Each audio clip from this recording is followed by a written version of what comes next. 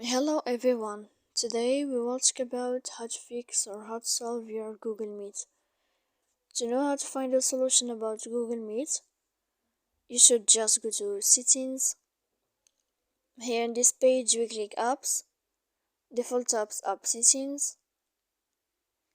Then this list you'll enter to Google Meet. After that we click on First Stop and we click OK. Then we click on Storage. After that we click Clear Cache. And in the end you can turn off your Wi-Fi.